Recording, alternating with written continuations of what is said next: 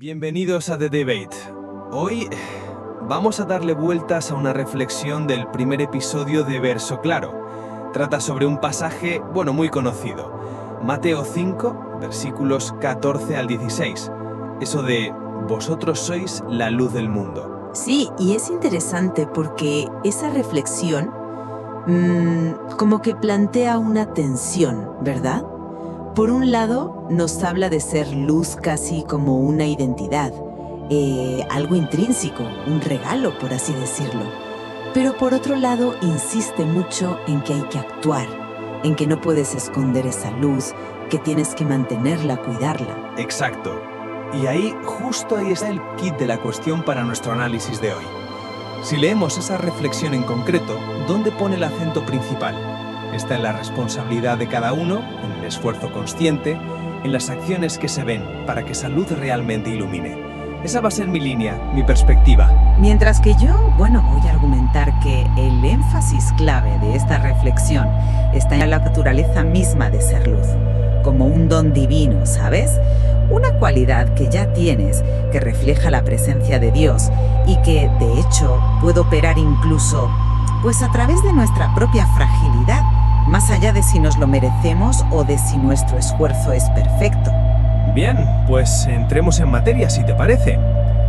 Para mí, el texto que analizamos de Verso Claro, resuena como una llamada muy clara a la acción.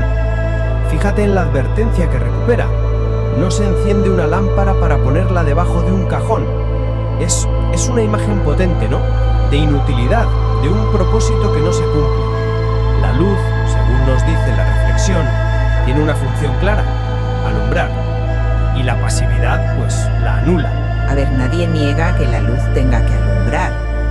Eso está claro. Pero la pregunta es, ¿qué es lo fundamental aquí? ¿El acto de alumbrar en sí o el ser la fuente de esa luz? Es que la reflexión empieza y repite, vosotros sois la luz del mundo. Lo dice en presente, como una declaración de identidad, casi un hecho, y define la luz como un reflejo de su presencia. ¿No sugiere eso que la identidad, el ser, es lo primero, lo que va antes? Sí, pero esa identidad, tal como la presenta la reflexión, parece que necesita como una activación constante. Habla explícitamente de mantener la luz encendida, de un cuidado que es necesario, y aquí es donde mete la metáfora del aceite. La oración, la lectura, la gratitud, son prácticas activas, conscientes. Hombre, si necesitas echarle aceite para que la lámpara no se apague, no significa eso que la luz depende de forma crucial de tu esfuerzo, de tu disciplina. Sin ese mantenimiento activo, esa identidad se podría quedar en una simple posibilidad, en algo potencial. Yo la verdad veo esa metáfora del aceite de otra forma. No tanto como un esfuerzo que produce la luz, sino más bien como la manera de mantener, abierto el canal para recibirla. Es una disposición, sí, una conexión con la fuente, que es Dios. Pero fíjate además en cómo la reflexión trata el tema de la imperfección. Lo dice muy claro, ser luz no significa ser perfecto. Y también que Dios transforma nuestras debilidades en señales de esperanza. A ver, ¿cómo encaja eso con una luz que dependa únicamente de que nuestro esfuerzo sea perfecto? Parece que la gracia divina tiene un papel protagónico aquí, que la luz puede brillar incluso cuando nuestro aceite personal flaquea. Entiendo que la gracia juegue un papel, por supuesto. Pero si la luz brillase automáticamente por la gracia, incluso si somos negligentes, ¿qué sentido tendrían entonces esas advertencias tan claras sobre no esconderla? O la necesidad de las buenas obras visibles que menciona. La reflexión insiste mucho en que la luz se manifiesta en actos concretos, una sonrisa, una llamada, una palabra de ánimo, y termina con preguntas que llaman a la acción directa. ¿Dónde puedo ser luz hoy? ¿A quién puedo llevar esperanza? Esto a mí me suena a responsabilidad, a una tarea que se nos da y cuyo éxito depende y mucho de nuestra respuesta activa. Ya, pero ¿esa respuesta activa es la causa de que seamos luz o es la consecuencia? Yo sigo pensando que es lo segundo. ¿Es porque somos luz? ¿Por esa identidad fundamental de ser reflejo de su presencia? Que entonces podemos y debemos actuar. Las buenas obras serían entonces la manifestación externa de una realidad interna que ya existe. Si intentas hacer buenas obras sin esa conexión interior, sin ser realmente luz, no serían, pues, un poco artificiales, vacías. El texto dice, todos, tú también. Esa universalidad, ese vosotros, me sugiere que la identidad básica de ser luz es un punto de partida que se nos da, no una meta que alcanzas solo después de esforzarte muchísimo. Vale, acepto que la identidad sea el punto de partida, pero la reflexión parece darle una importancia enorme, realmente enorme, a cómo esa identidad se traduce luego en el mundo real. La frase «Así debe brillar vuestra luz delante de los hombres para que vean vuestras buenas obras y glorifiquen a vuestro Padre». Bueno, pone el foco claramente en la visibilidad, en el efecto hacia afuera. La luz que se esconde no cumple esta función. Por tanto, aunque ontológicamente, es decir, en su ser más profundo, seamos luz, funcionalmente, para que esa luz haga lo que tiene que hacer según esta reflexión, se requiere una acción deliberada. No podríamos decir que la esencia, en cierto modo, se realiza en la práctica. Yo diría más bien que la esencia se manifiesta en la práctica, que no es exactamente lo mismo que realizarse en ella. La esencia, para mí, sigue siendo esa conexión intrínseca con lo divino. Piensa en la frase que cita. La fe no es perfección, es presencia. Si aplicas esto a la luz, ser luz no es la perfección de tus actos, sino la presencia divina reflejada en ti. Y esa presencia, como bien dice la reflexión, puede manifestarse incluso en cómo te levantas después de caer. Eso no es un acto de perfección humana, ¿verdad? Es un acto de resiliencia que es posible por algo más grande que tu propio esfuerzo. Dios no desperdicia nada, usa incluso la debilidad. Esto rompe un poco la lógica de que la luz solo brilla si lo hacemos todo perfecto. Es un punto interesante, sí, esa idea de la luz brillando en la debilidad. Pero ¿no corremos el riesgo de caer en una cierta pasividad si ponemos demasiado énfasis en que la gracia lo hace todo?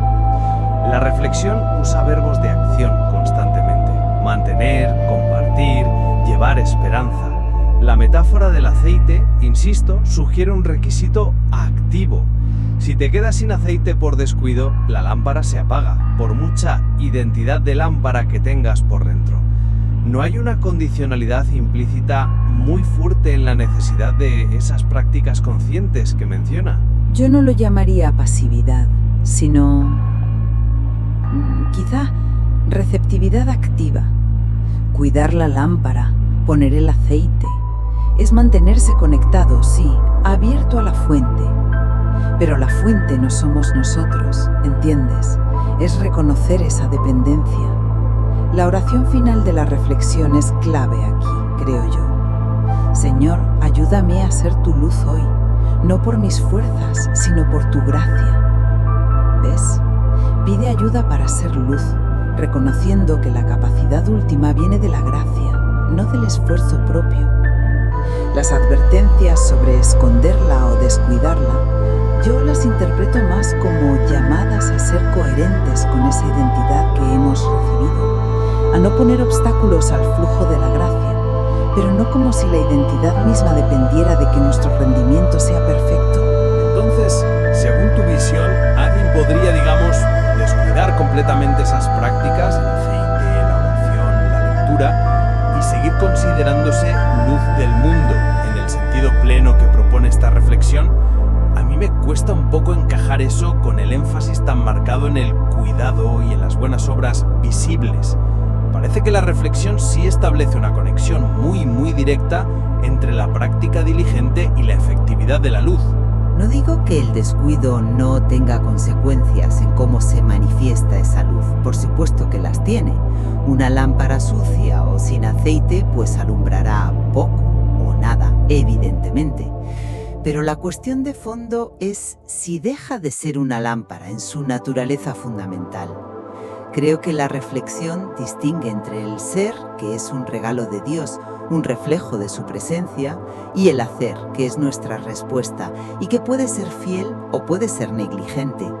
La identidad que nos da la gracia es robusta, creo yo, persiste incluso cuando fallamos.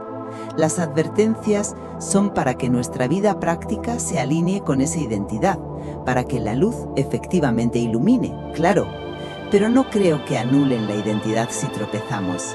Es como decías antes, la identidad ontológica es una cosa y su expresión práctica es otra, que está influenciada por nuestras acciones, sí, pero no creada por ellas. Quizás la clave esté en cómo entendemos eso de la transformación de las debilidades que mencionabas antes. Para mí, incluso levantarse después de caer requiere un acto de voluntad, ¿sabes? Un esfuerzo.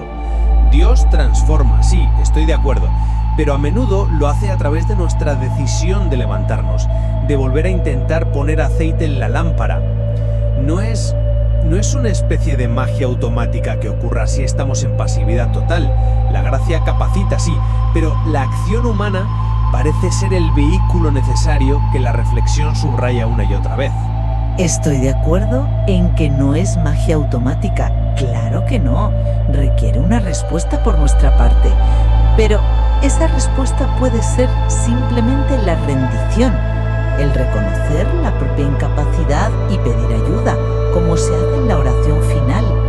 El levantarse puede ser menos un acto heroico de voluntad propia y más un dejarse levantar por la gracia. La reflexión parece valorar más la autenticidad, cómo te levantas, que el éxito constante. Y esa autenticidad incluye la fragilidad reconocida, que es precisamente donde la gracia puede actuar de forma más evidente, porque ahí no se puede confundir con nuestro propio logro. Vale, veo cómo ambas lecturas pueden encontrar apoyo en distintas partes de la reflexión. Es un texto rico con muchos matices, desde luego. Desde mi análisis, sin embargo, creo que la balanza se inclina un poco más hacia la responsabilidad activa. Aunque la fuente de la luz sea divina, la reflexión pone un énfasis muy pragmático, muy fuerte en lo que nosotros hacemos con esa luz. Cuidarla, no esconderla, manifestarla en obras concretas. El propósito de iluminar parece depender críticamente de nuestra participación diligente. Y yo sigo percibiendo que el corazón, el núcleo del mensaje, reside en esa identidad fundamental que se nos otorga. Somos luz porque reflejamos su presencia. Ese es el hecho primario fundamental. El cuidado y las acciones son importantes, sí, no lo niego, pero como una respuesta a ese don, como una forma de permitir que esa luz interior brille hacia afuera. Y lo crucial para mí es que esa luz puede brillar transformada por la gracia incluso cuando nuestro esfuerzo es imperfecto. El fundamento es el ser conferido por gracia, no el hacer perfecto. Bueno, queda claro que la reflexión de verso claro no ofrece una respuesta simple, ¿eh? Teje juntas de forma muy interesante la hebra del don divino y la de la respuesta humana. No las separa, sino que las presenta en una interrelación compleja. Las muestra en una tensión dinámica. Exactamente.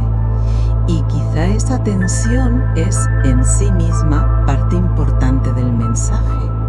Reconocer que vivimos en ese espacio, ¿no? Entre ser constituidos por la gracia y a la vez ser llamados a una acción responsable. Explorar cómo interactúan ambas facetas, como hemos intentado hacer aquí, probablemente nos acerca más al espíritu de la reflexión que elegir un lado de forma excluyente. Sin duda, no se trata de resolver la tensión declarando un ganador, sino de apreciarla en su complejidad. La reflexión nos invita a considerar cómo esa identidad de luz que recibimos recibimos por gracia nos impulsa y al mismo tiempo nos exige una respuesta activa y consciente en nuestro día a día, en el mundo. Y nos deja pensando en cómo esa gracia puede manifestarse de formas que quizá no esperamos, incluso a través de nuestras luchas y aparentes fracasos. Hay una profundidad en esa idea que, merece seguir siendo explorada, seguro, más allá de nuestro análisis de hoy.